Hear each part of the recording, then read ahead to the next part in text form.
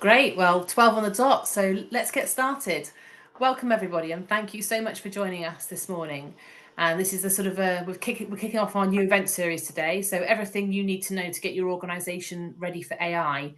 The future is AI, and the future is now. AI is, there's no doubt about it, it's changing the way that everybody is working and redefining that process. So we're kind of looking to help your business to sort of thrive through this period. I think that now is the time for it to be understanding AI and looking to understand how your business can leverage it. And that is the sort of what that begins with data architecture as the foundation. And that's the focus of our webinar today, is all about data architecture.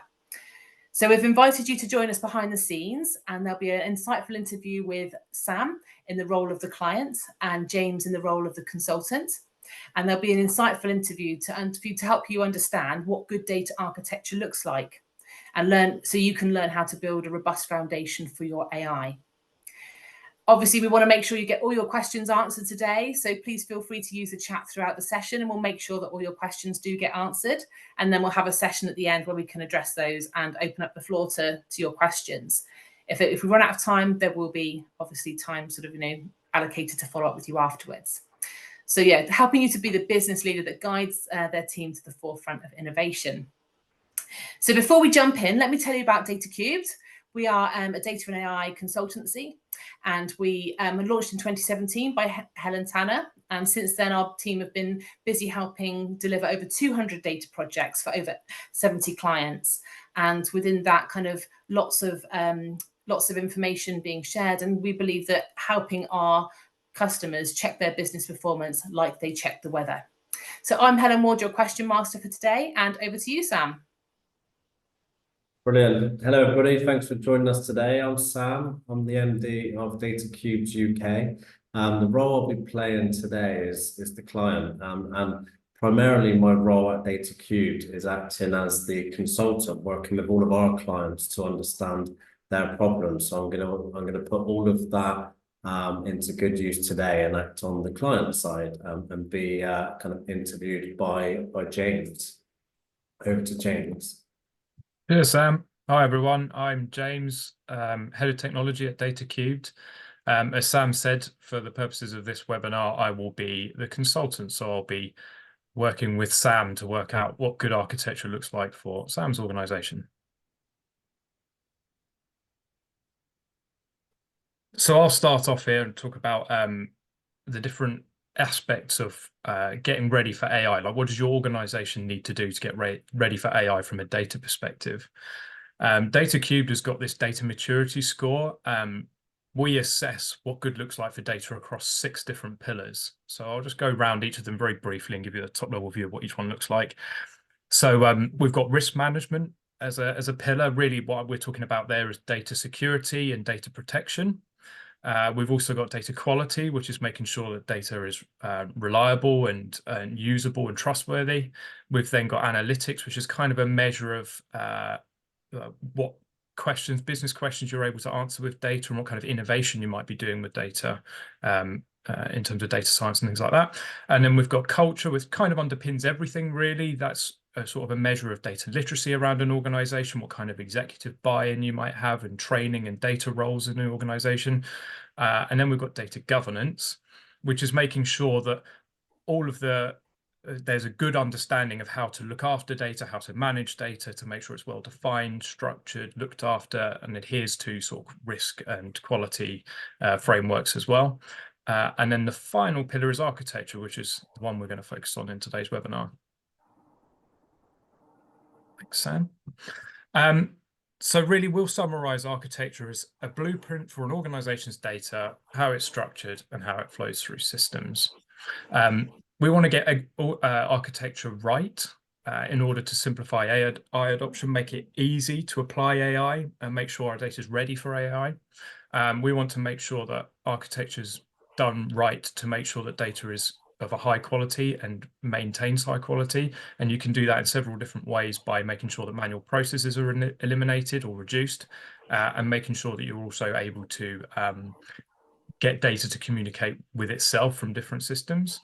And reducing risk is another aspect of data architecture, whereby if your data is structured and organized in the right way, you can make sure that the right people are seeing the right data at the right time, and reducing your risk of breaches, and the wrong people getting access to data that you didn't intend to. Thanks, James. So today we're gonna kind of simulate a real life example, and to bring that to life, we'll be using some references to the tools that we use at DataCube. But this is, as I said, this is kind of a simulated example. As a client, kind of my dream outcome and what I want to achieve from investing in data is to understand all elements of the customer journey, and that can maximize our impact in building relationships and delivering results, which ultimately can improve our customer lifetime value. That's what I want to achieve, but at the moment I'm facing the challenges where there's a lack of trust in the data. There's different answers in different systems for the same question, and there's inconsistent kind of formatting. There's a lot of kind of manual processes, which are taking time, and that's obviously taking time away from what we want to be doing to grow the business. And ultimately, I want to see how I can implement AI and advanced analytics to improve the outcome of what we're delivering. Thanks, Sam. So what I've got in front of us here is kind of a final state of what your architecture could look like, Sam. And I think the next part of the webinar will go into a sort of whiteboarding session and talk about how we end up at an architecture that looks like this. So I'll grab the screen at this point, and we'll go through that process. Go. Can you see that, Sam? Brilliant. Yeah, so James, we've just kind of shown the art of the possible, and now we've kind of back to the blank template. So where would you start? Yeah, so what we've got in front of us here are a few building blocks. This is like going to look at architecture from a very high level, but I think it's worth doing here. So you've told me a bit about your business problem, but could you go through it again, just at that really high level? That's the first thing I would want to do as a consultant, is really understand what you, my client, what your problem is and what you're trying to solve. Yeah, so fundamentally, the challenges are we can answer business critical questions. There's lots of manual processes which are hugely time consuming, and ultimately it's kind of a lack of trust in the data. And just to kind of repeat that dream outcome, I believe there is huge value in knowing kind of all the components of that customer journey, and ultimately where I can put effort and resource to enhance building those relationships and enhance the results we're delivering to our customers, and ultimately, like I said, improving the lifetime value of our customers. When I hear an answer like that, it makes me, the bit that catches my ears, so to speak, is that manual effort that you're talking about. You know, that manual effort, there's lots of things that can detract from there. You know, like it might be quite a lot of effort or even impossible to answer some of those questions you want to get answers to. And then you also run the risk of data quality and data security falling over as well, as soon as there's sort of a manual handoff. So that's really good to know. The first place, like, I want to start in terms of, I'm going to assume now that you would benefit from getting all the data from your disparate sources. We've got a summary of them here, you know, like a CRM, an operational system, and a finance system. What are your core systems? Like, how does that relate to one of our clients? What's the similarity there? Yeah, so our core systems are largely across kind of marketing, the CRM for customers, operations, and finance. So for marketing, we're largely it's largely our kind of outreach and those early touch points. We've got kind of email campaigns. We use Google Analytics. We use LinkedIn and social media. So lots of kind of different volumes and different channels coming through there. We use Zoho for our CRM. That's the start of the funnel, and that funnel all the way through that customer journey. So really important piece I see in answering that kind of dream outcome that I had. From our perspective, our operational system is a project portfolio management system. We use a tool called Rike. This brings in all of our projects. Once that deal has converted, it enables us to do project management, task management, resource management, and all of our kind of time tracking against those projects. So it's really kind of business critical data on the performance of that. And from a finance perspective, where we do lots of our kind of invoicing and payments, we use Xero. How is it at the moment trying to join the data from those disparate sources together? Challenging. What we kind of have put quite a big focus on is ensuring the customer ID is consistent throughout those sources, so we can start to pull that out and join it. But it's really understanding kind of timing of those extracts and all those good things. Yeah, great. I mean, it's a great place to start. It sounds to me, what I'm listening and what I'm hearing is that you would benefit from bringing all that data together into one place, so you can start to make a sort of a coherent model of your disparate data sources and join, you know, customers in your different systems together, have a single view of some of your data. So I'm going to make the assumption at this point that you would benefit from some kind of central storage solution. I've got to make some decisions about what that kind of storage solution might look like. And the first question I would probably ask at this point, bearing in mind we're having a very rapid conversation here about this topic, what kind of cloud hosting environment might work for you? And I will assume for the moment that one of the big three, either Microsoft, Amazon, or Google, is probably the best fit. Do you already have any kind of systems in place that might give me a clue as to what would work for you? Do you have, you know, Microsoft software that you're using every day, for example, or Google Workspace? Yeah, so we use largely Microsoft. So we use kind of all of the Microsoft suite. We use Teams internally. So yeah, I wouldn't say we do too much in kind of Azure at the moment, but yes, we're using the Microsoft suite.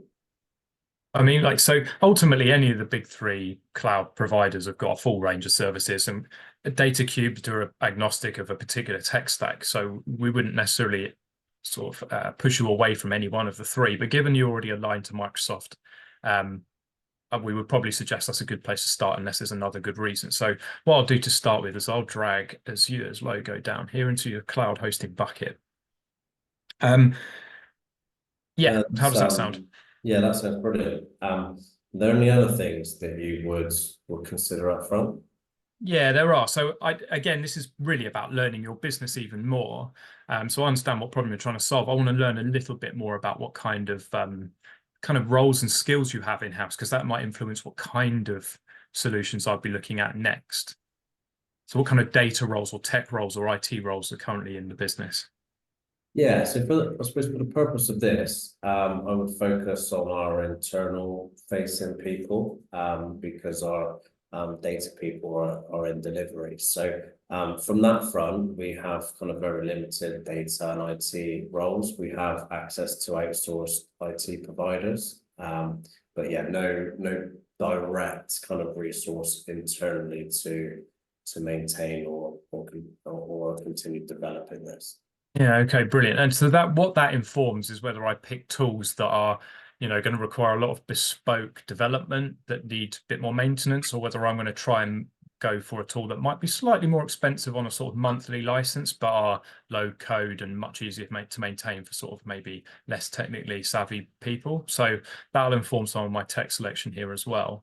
One thing up front I would probably consider is, you know, would you benefit from automation as well as, you know, analytics and data warehousing? Would you benefit in some automation, do you think, between NPL systems? I think so, yes. I think being able to apply like a deal is complete in CRM and it automatically transfer to our operational system, that would be ideal. Yeah, that's something we commonly see that people want to do, is to reduce that manual handoff between two teams and between two systems. Yeah, and also thinking wider, is there any information that these current sources don't capture, that we would want to enrich the data with. So there could be particular forms that we might create in the future that we want to ingest in this. And that probably becomes ever more relevant as you're starting to think about what AI could do for you in the future. You might need additional data that you don't capture right now that an AI solution might benefit from. So I'm going to go with something for your automation. We've got a few different automation tools here that I could pick from. I'm going to go with some low-code automation tooling here for Power Automate that can just move data pretty simply from A to B. We might want something a bit more custom and lean towards maybe some AWS Lambda or Azure Functions, which is you can run pretty much anything, any type of code from them. But let's go with something low code at the moment. Next thing I want to decide is I've made the assumption already that you benefit from centralizing your data from your different sources together. That probably looks like some kind of database. But for me to really make that decision, what kind of storage you might benefit from, I want to ask you some questions about some of your future ambitions. So, for example, have you got any ambition to do any kind of forecasting or, more sophisticated analytics? Yes, absolutely. I think an immediate thing that comes to mind is around resourcing. How do we forecast kind of supply versus demand from the data that we've seen over time, to make sure we can resource all of the kind of inbound projects that we have. Brilliant. And have you got any ambition to store sort of unstructured data? And when I say unstructured, I might mean documents, I might mean video, audio, that kind of thing, image files? Yes, at the moment we do a lot of kind of research up front with our clients to really help us define their data strategies. So I think at the moment that is untapped, unstructured data, but I think being able to store that and utilize it when we're ready would be something that we should do. Yeah, brilliant. So, I mean, there are still options there, but I've got some big hitters here. If you were looking to do pure structured data work, like really just structured databases, tabular sort of databases, I might recommend Snowflake here as a dedicated data warehouse. Given you've got some ambition to work with unstructured data and maybe do some even machine learning or forecasting algorithm development, I'm going to recommend a tool called Databricks. Databricks is a lake house. That means it's built on top of a data lake, which means you can store any kind of data in a data lake, structured or unstructured. It also has tools and frameworks that help you develop out machine learning algorithms in a very sort of controlled and governed way. So I'm going to recommend putting that in for the moment. The next question really is, how do I get it in there? Yeah. You've already mentioned, Sam, that you haven't got a lot of internal resource available to you for developing out a data solution for DataCubed, despite having data people in the business. I'm going to pick a low-code data ingestion tool. That means basically that it's a bit, some drop downs in a bit of software to say I want to connect to some of your sources here, which are pretty widely used sources. So Fivetran here is a low-code ingestion tool. It has pre-built connectors for things like Zoho, Wrike, and Xero, which means that you don't have to have a data engineer in-house to set these up and maintain them. Like adding a new table into your data lakehouse that I selected there, Databricks, should be as easy as adding a new field into the sort of front end of Fivetran. So I'm going to go with that one for the moment. And how does that compare with the other options you have on screen there, James?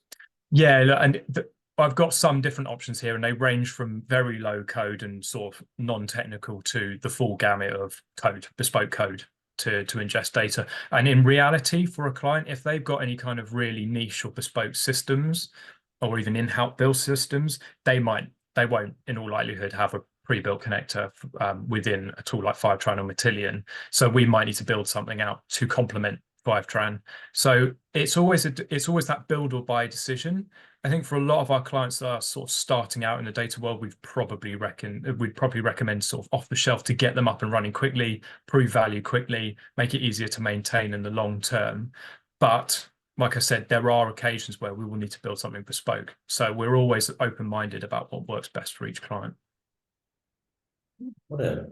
So am I now right in saying that I've got data from my source systems flowing into Databricks using the kind of ingestion tools that you've recommended. How do I ensure that those tools are kind of connected and talking to each other within Databricks? Yeah, that's right. So really at this point, we've only talked about just ingesting data and joining systems together. The first stage there will be to put data into your data storage solution, in this case, Databricks, in sort of raw form. There's something called a medallion architecture that we would employ within a data lakehouse like Databricks. It's called medallion architecture because it's a bronze, silver, gold layer.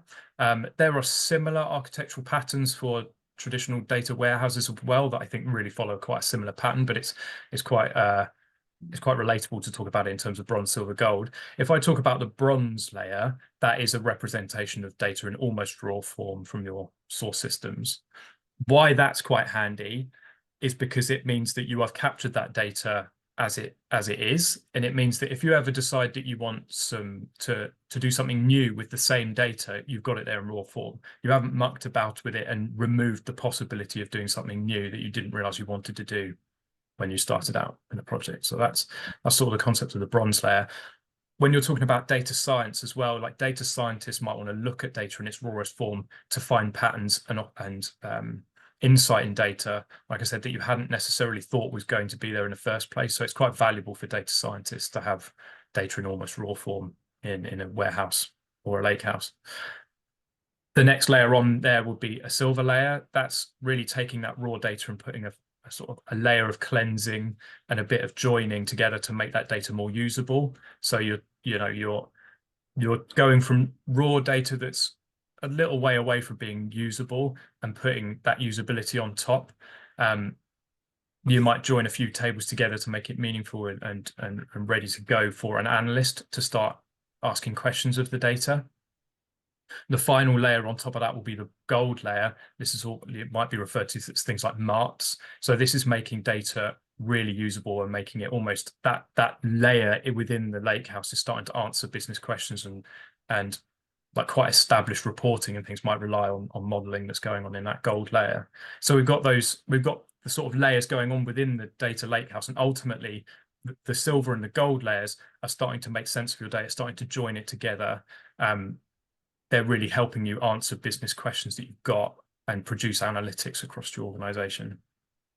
Brilliant. Can you kind of explain to me, like you've mentioned kind of some different roles in the different layers. Can you explain to me what sort of skill sets are required to across this whole journey? Obviously, we've already discussed bringing it in. It feels like that given like once this is set up, it might be a slightly different skill set that I could potentially recruit in the future to carry on this kind of analytics path. Is that right? Yeah, it's a question we're often asked, honestly. It's like, where do I start? I want to build out a new data team. Where do I start?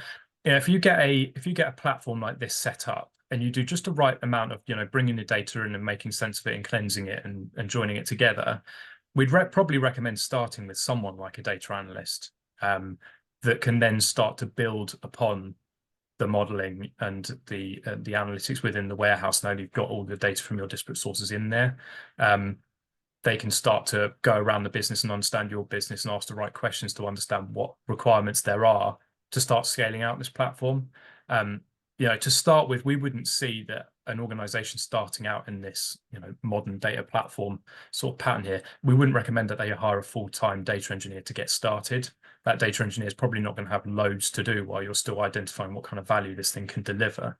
So that's where we'd recommend, you could use our team, for example, to do the little bits and pieces here and there, add new sources, make some small changes in the warehouse, but you've got someone on your side that can deliver and provide business questions and answers to business questions that you've got.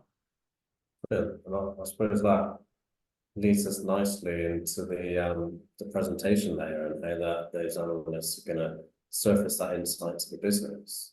Yeah, no, exactly that. There's tool selection choices to make here as well, and I'm almost always going to start with: have you already got skills in the business with any of these tools, such as traditional reporting tools such as Power BI, Qlik, Tableau? Have you got any of those skills in house already? Again, moving away from our kind of delivery team, limited on the kind of internal front, but we have used kind of Power BI reports for some of our kind of leadership reports that we look at.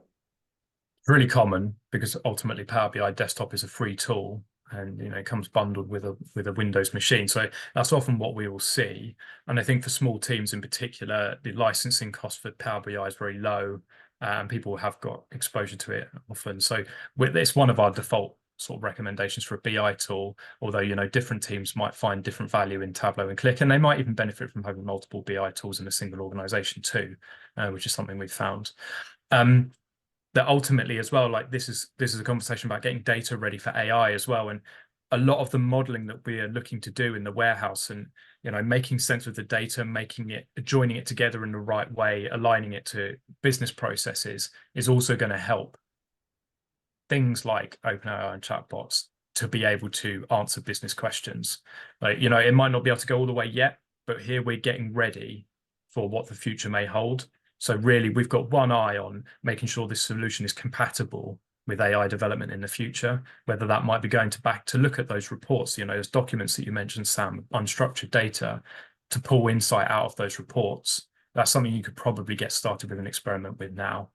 Yeah, and that's something like we're really encouraging all of our team members to use the latest technologies, use the AI that's available, and the feeling that's coming through is, God, wouldn't it be great if we could ask our own questions internally based on our data? So am I right in saying that kind of with the base, like the foundations we're setting here in this architecture change, that gives us the ability to apply that kind of internal AI facing application? So I could ask, for example, can you tell me how many customers we converted in April?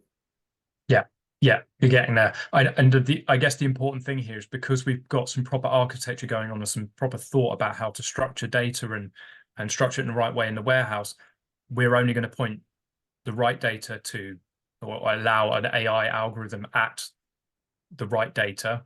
We're going to govern it properly. We're going to make sure the right security measures are in place. We're going to make sure that we've got the right architecture around the AI tool as well, so that it's not surfacing your data anywhere other than within your own network, secure instances of an AI tool and things like that. So all this architecture is the foundations for making sure that you're doing not only enabling AI, you're enabling sort of the safe use of AI.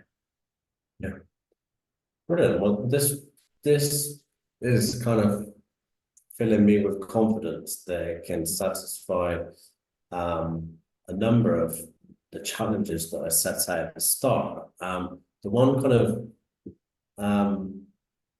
nagging element for me is around the building trust, and that's building trust in the data and building trust in the organization that the data is accurate. Does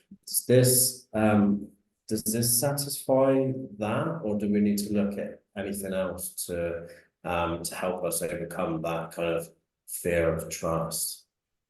Yeah, I mean that's a good point. When we've got data centrally stored from all your different systems, we can start to build out things that can build up that trust. We can start to know that we're governing data properly and managing it properly. We can also start to build in some data quality reporting and make sure that's all sort of embedded within a data governance data quality framework within the organization, so that data quality is improved and maintained at a high level. You can use Databricks to hang Power BI data quality dashboards off of, for example. So there's a lot in here that can help build on all those different pillars that we touched on at the start. Knowing that all your data is in a central place with a nice front end, and that the right people are able to see the right data, also helps with the sort of culture piece as well. It's not just siphoned off into individual business systems or dumped somewhere where people don't really know what it's doing. It's in Databricks. There is a nice front end. You can explore it easily. You can start to link that to a data catalog to provide extra information about what data's in there. So really, this is foundational for all of those 6 pillars that we talked about at the beginning. Brilliant. No, that's great. Thanks, James. So I think now I'm starting to understand kind of what great architecture looks like. I think this is really giving us the foundations for us to build that. And again, what you've just touched on to bring in all those other things to really push towards our kind of dream outcome. So that's great. I suppose from our perspective as DataCube, stepping away from the client role right now, these are conversations that we're having kind of on a daily basis, right, James? The common challenges that we see all of our clients facing. So we want to really make that clear that these aren't people shouldn't be afraid of these. They are common kind of challenges, and it's something that can overcome relatively quickly with the right planning. Would you agree with that, James? Yeah, I would. And I guess just to reiterate as well, you know, we've raced through one of these sessions here, and usually we'd be going much deeper in terms of individual requirements for individual clients. You know, everyone's slightly different, but yeah, like these kind of questions are the questions that we'd be asking for any client. And I think, you know, there's a lot. Getting this ready now will get you ready for AI, but it's also going to get you ready for just data, which I think everyone realizes that's an important thing at the moment. Brilliant. So we're going to jump back to the slides now, and Helen is going to talk you through kind of the next couple of slides and the next steps leading into our Q&A. Oh, great. Thanks, guys. That was a super interesting chat. And I think hopefully everyone that's joining us today for this behind the scenes interview with James and Sam has found that really insightful and got you started to think about where your next steps sit. To help you with that, we've developed a tool called the Data Maturity Score, which you can check out at datamaturityscore.com. And this obviously focuses on data architecture that we've been talking about today, but then broadens out to the 6 broader pillars that we focus on in terms of understanding the current state of your data. So if that's of interest to you, then please go ahead to datamaturityscore.com to check that out, and you can get a data score for your own organization. And then as a thank you for joining us today, we'll be offering you a free personalized assessment. So we will take you through that data maturity assessment in a 1.5-hour workshop. And then you'll get a report off the back of that that's created by our strategic consultants internally. So a really valuable way to be able to start to get under the skin of what is the current state of our data and where is our gaps.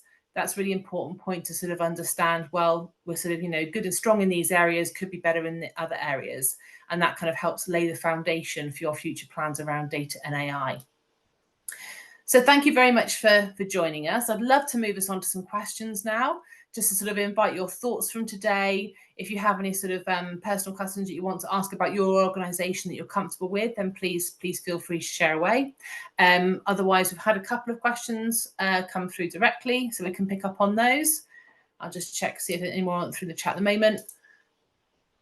Cool. So basically we've got first question is, what risks are involved in adopting AI and how can we mitigate them? And I think that will go to James, please. Yeah, no problem. Like there's really quite a lot of risks if not done properly. I think first thing first in terms of mitigating those risks is education and understanding, you know, how to do AI safely. We've got ChatGPT, for example. If you're to use the free version of ChatGPT, the data you put into it or the information you put into prompts is not owned by you. It goes to OpenAI themselves. But there are, you know, locked down pricing tiers for ChatGPT. And if you were to build a solution in Azure or AWS, for example, you could create private instances. So that's that's just an example. And I think sort of AI governance is a topic in itself. And I think just making sure that you've got the right material and support to be able to do it safely is a big thing. Great, thank you. And next question, kind of like what are the future trends that you see in AI that organizations should prepare for now?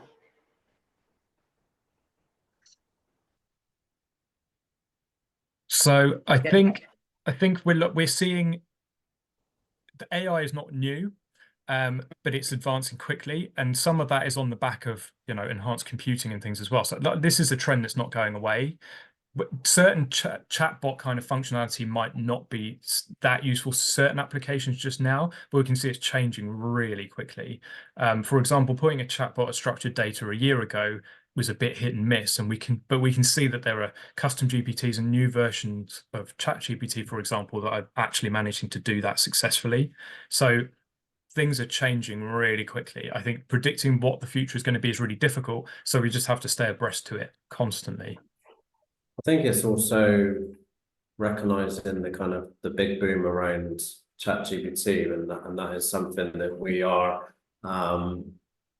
implementing on top of kind of the architecture that we've just kind of set out, but also that's not the only kind of AI use case that we should be looking at. There should be process automation. There should be kind of all of the forecasting and the trend spotting, the digital twin applications. So it needs to look wider than the kind of the chatbot element, is what I'm seeing, and those are kind of conversations that we're having with customers constantly. Great, thank you guys. And then how do you ensure high data quality? Because obviously data quality we know is an issue in terms of obviously we need to make sure that that's the foundation of the information we're using. So how would you recommend to ensure high data quality? There are quite well-established data quality frameworks that can support here. There are quite a lot of them, but they follow a similar pattern. The first thing you want to do is make sure you understand what data it's important to get right. So we'd recommend looking at critical data, which is data that's fundamental to your business running successfully. Make sure you understand what is good data quality like for that critical data, what is a pass or fail for that critical data, and then start to assess where it is, like how good or bad is your critical data. Start to put monitoring in place for that as well. So there's remedial action, and then there's monitoring to make sure that your remedial action is actually working and sustaining, and making sure that your data quality isn't just fixed once and it gets worse again. Going to the source of the problem, identifying the root cause, fixing it, and then continuing to monitor. And as new critical data comes in, you add to that process. So it's an ongoing process that a framework solves, a one-off data quality assessment doesn't. And I think there's a part cultural and part technological solution there. But it's something that we're working through with a lot of clients at the moment. I think there's a recognition that garbage in, garbage out it's always been there, but AI is definitely, that's definitely applicable to AI solutions. Absolutely. It's also in the lineage and how those sources interact that we saw on the architecture map, right, James? We could score each source individually 100% on data quality, but actually we're measuring the unique ID between those sources, and none of them actually align. So like consistency between those systems. Yes, the broader picture and how that impacts your data pipeline all the way through to your reporting. Yeah, and we've seen people talking about this kind of thing before, like how do I make sure that an end user of my data knows that it can be trusted? And there's various different ways to achieve that. But we've also seen examples of where, data quality can be actually one of the biggest issues that an organization faces in terms of data, because they can have all the tech in place and all the reporting in place in the world, but if they don't trust what's coming out of it, then it's kind of useless. So it is really foundational, and architecture can definitely help with that. That's great to hear. Thank you very much for your insights today, guys. Well, I hope you've enjoyed today's session, everybody. Thank you so much for your valuable time in joining us. I hope you've got some kind of real strong key takeaways that you can start thinking about, and we're happy to continue that conversation with you. I hope that you'll join us for our next webinar, which is focused on data governance. Very important step to sort of point to sort of, driving towards that sort of empowering your AI. So 30th of May, we should look forward to seeing you there, same time, 12 o'clock. And yeah, we look forward to seeing you then. In the meantime, connect with us on LinkedIn, and thank you for your time. Thank you.